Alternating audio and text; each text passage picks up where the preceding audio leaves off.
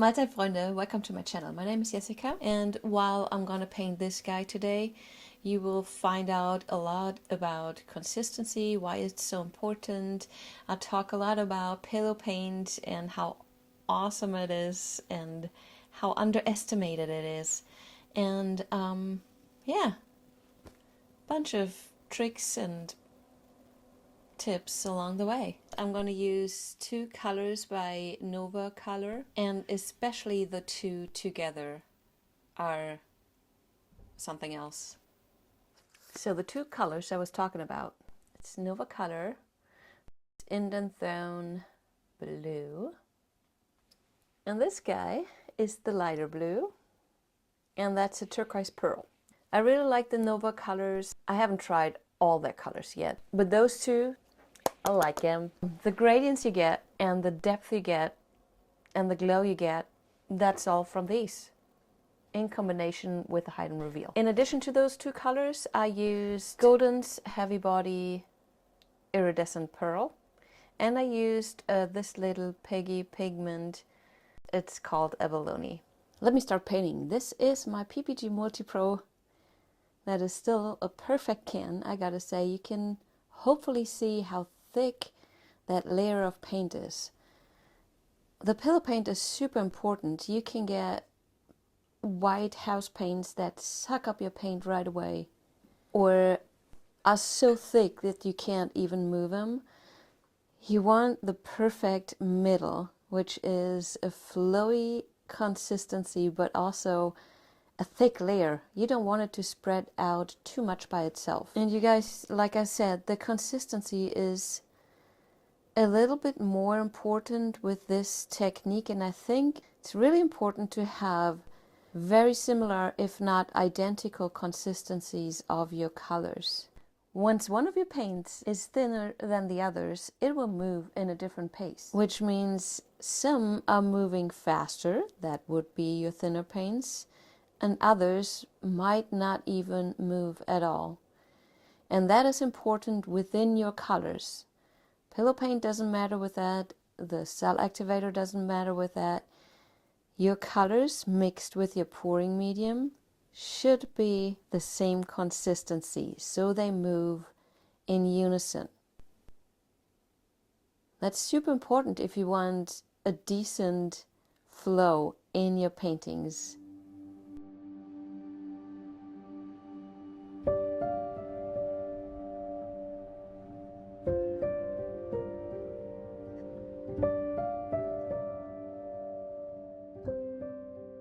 These are my underlayers that I want to reveal with a hairdryer. So all I need to do now is add, well, a little bit more blue, and then my black. And the black is just mixed the same way my other colors are. If anything, I want it a little bit thinner than the bottom colors, because that layer is okay to move faster than the others. I want the black to, in the end, cover the white. And what I'm doing here is pushing my pillow paint towards the middle. I know a lot of people are spreading it out, but guys, that defeats the purpose of a pillow paint. The pillow paint is there to move your composition. It's not a base coat. It's not a flow extender. It's your vehicle to move your composition on top. And that's why it's so important that that pillow paint has a decent density, so your colors stay on top of it as long as possible. If your pillow paint is too thin, your paints sink down faster, which makes in the end your cells go wonky really quickly. You don't have a lot of time to paint, and also your composition expands way more. If your pillow paint is thick and nice and stretchy, you have all the time in the world to work on your composition. The paints will just lay on top of your paint, the pillow paint, and it will take it a while to sink down. Obviously, the more you do with swiping and blowing, the faster things are gonna proceed, but you can move the paint slowly, and that's kind of the key with this. I'm making sure that my black is everywhere, and I kind of shape a rectangle of the black because it has to cover a rectangle in the end. So that just seems very smart to me. Here's my gold cell activator, and yeah, I'm not sure if you see those in the end. It just became a habit to have something on the canvas, kind of a starting point. So a puddle of gold cell juice, and on top a little bit of black cell juice. A puff in the middle so it spreads out a bit and kind of creates a dent in the middle, so it makes it easier for me to grab the cell activator. And the important part is to move those colors on top of your pillow paint. You don't want to go in because then too much white will show up.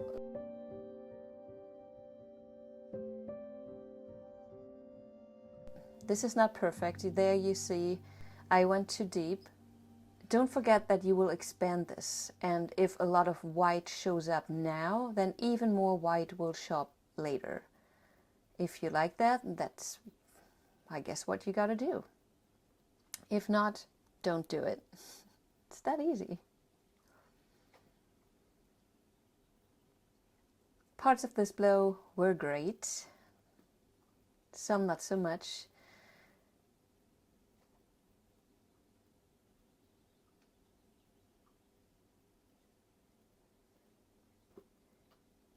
And I'm being a little bit chickeny about this blow.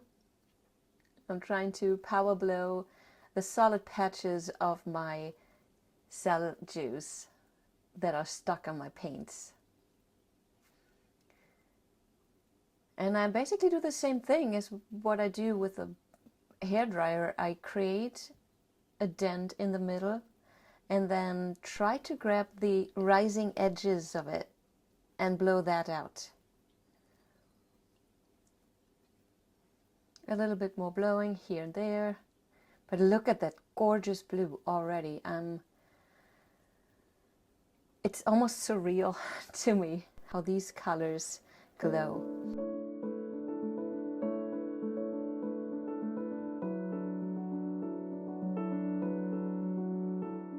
Let's do another tiny blow. This time without the hairdryer. The force of the air would be so much and it would destroy my other blowout. So why not do just some splatter blows?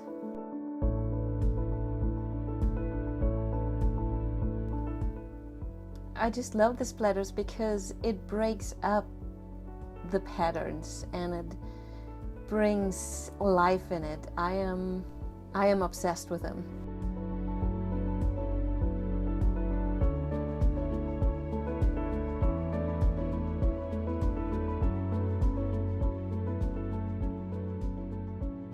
Painting part 2. This is the tilting and spinning, getting rid of paint, but also finding the composition.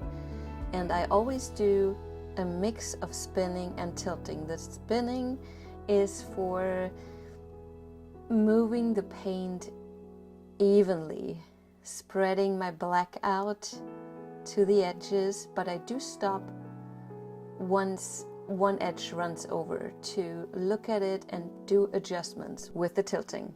So the tilting is more for finding your composition. That is where you watch the mass of your paint kinda as your brush to move the paint around. And to fully enjoy that process, which I do immensely, your pillow paint needs to be thick, dense. It needs to be the pillow for your composition.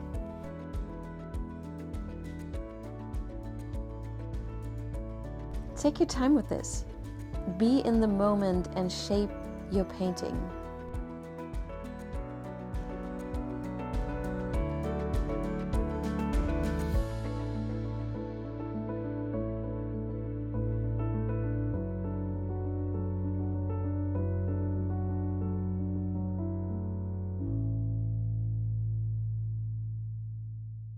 And I wish I could leave it like this. I love the splatters, the intensity of the gold. So obviously I not only need to look for my composition, I also have to make sure that my paint covers the edges and I don't have the white spots.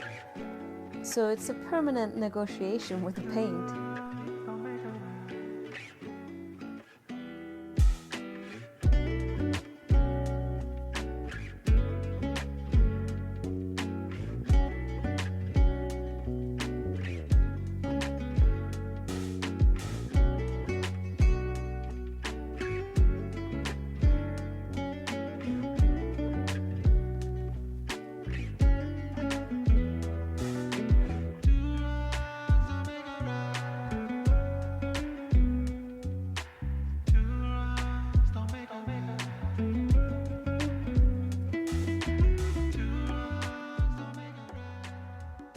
Look at that abalone shining through, guys. That's so pretty. Yeah, did I promise too much? Aren't those colors gorgeous? It's almost like it has such a surreal feel to me. Very sci-fi. Almost like a comic. Like an animated thing. I can't really explain it.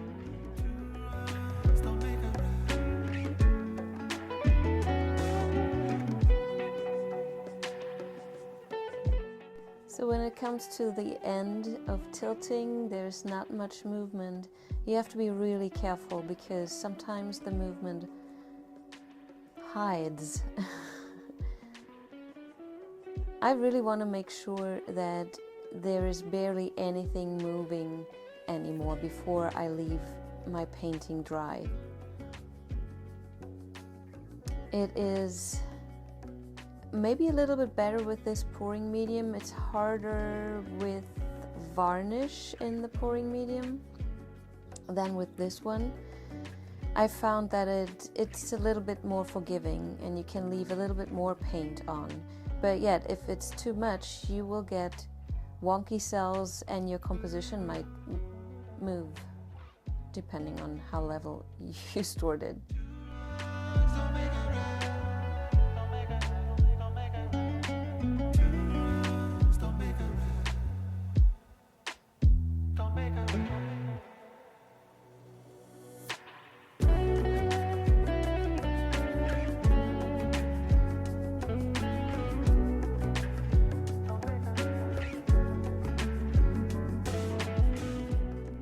Everything is nicely covered. Still some splatters to be seen. My very first messed up puddle is not what I love. But this here, this one is my favorite. Look at the gradients. And almost there's like a flimmery, I don't know if that's a word, thing to it. It looks like little halos or flares within the cells.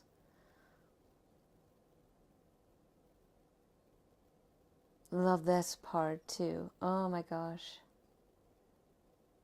The cells are so crisp. There are some pillow overblows that I'm not crazy about. I rather have this here. Pillow shines through, but it's not on top, kind of like here on the right side. That blue is so deep. What can I say? Love it, guys. Let's see if it dries well.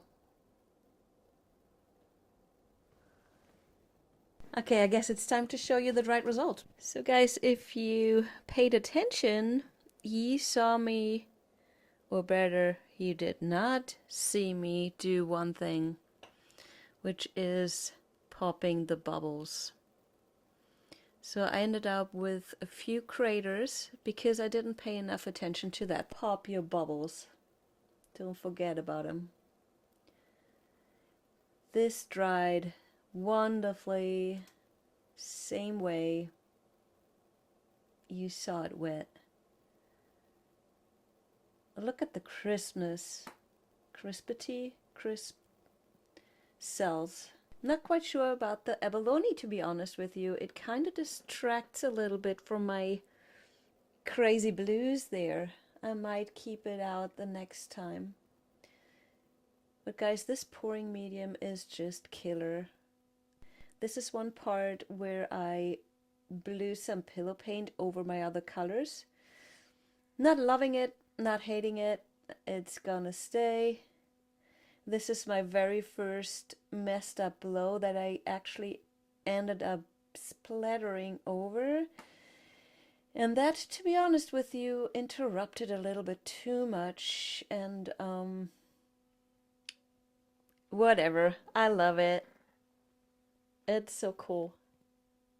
If you want to learn more tips about fluid art, in particular what I'm doing, because I don't know much more than that, you can come to the Fluid Art Experience in March next year. Sarah Taylor's gonna be there, Tara Lombardi's gonna be there, Canella Siracco, Marcy from Mixed Media Girl, the Messy Boys, Cos from Cos Creations, so many wonderful guest artists, and I can't wait to see you all and teach you this in person. Alright, see you soon. Thanks for being here. Bye bye.